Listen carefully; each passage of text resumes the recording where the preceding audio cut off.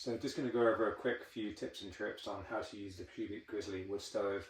Hopefully these will be helpful even if you're a seasoned wood stove user, or maybe it's your first time using a wood stove. So if you'd like to clean the window, you can use a little bit of ash and just paper or paper towel and just lightly scrape the window there, and that just helps break down the carbon buildup. But if you're actually getting a good burn, you shouldn't get too much of buildup here. To get the ash, there's a small spade here. You can just scoop out the ash from the previous day's burn and then put it into the metal bin provided. Don't use the regular trash can just in case there's any heat left, and that will avoid a fire.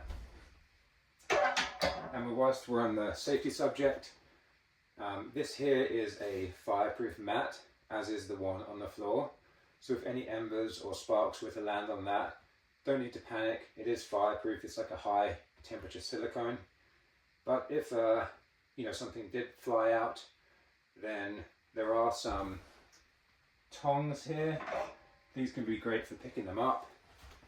You can also use just regular water to put out a fire. There's no electricity in this area, or if you do need it, there is a fire extinguisher and a fire blanket just there. So just a few safety things. And then while we're on that subject as well, it's recommended never to burn with the door open to avoid anything coming out, any sparks or anything like that. There's a lot of wood in this area. And I recently had a friend whose wood stove got destroyed because someone tried to balance a sock on top to dry, and it ended up falling onto the wood stove and then melted. So please don't put anything above to dry. I've actually put this hook here on the wall so that if you have any wet gloves or maybe a t-shirt or even a tea towel, socks, things like that, you can hang them on that and that they will still dry there. That's a really hot spot. So there's a sort of few safety things, and now on to operation. So now with regards to starting the wood stove, I like to find a sort of flat piece of wood, or maybe even two pieces of wood like this that are similar size, and just put them on the base. So you make a little base like this. And then there's these fire starters here, these little cubes. And you can use paper, but I find that these work really well. They burn for 2 or 3 minutes and they're just like a natural wax. So you light these guys, let that burn a little bit there, and then just place it on the wood. And then just these smaller pieces you can build up around that, like so.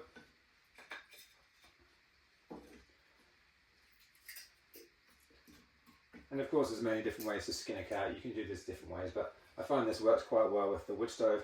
Having that base piece means that when these smaller pieces here burn down, the embers go onto that base, and then that helps the fire maintain. So you can see it's already catching quite quickly here. A couple more bits. And then just sort of build this up as much as you can. It doesn't need to be perfect.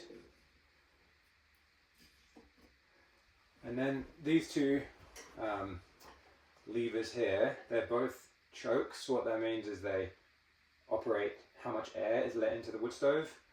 So furthest to the right, outwards, is open, and the same with this one. Furthest outwards, so furthest back, is open. So when you're first starting the fire, you want to keep these open, and if you put the door closed to about 1 inch, you can actually hear the air starting to suck through the wood stove and up the chimney now. So leave these out and to the right. So we're now at about 2 minutes of operation, and I think it's a good time to just close the door, but leave the choke open. And you can hear this is really starting to work with regards to airflow. The warm air is going up the chimney and pulling in the cool air through the choke here. So we're now at about 7 to 10 minutes of operation. As you can see, the fire's going really well. So at this stage, what you want to do is open the door. There is a little poker here if you need to push things back. And again, this is the fireproof mat. Now what you want to do is get a few, maybe smaller pieces on, like this, and then grab like a larger chunk, the biggest maybe you can fit in. There we go. And if you don't feel comfortable putting your hand there, there are other tongs as well. And it's good at this stage to push things towards the back And then these warm new embers at the front will keep the window nice and clear, which isn't essential, it's just nice for aesthetics. And now you're going to close the door, make sure this is closed. You can see the flow to start again there.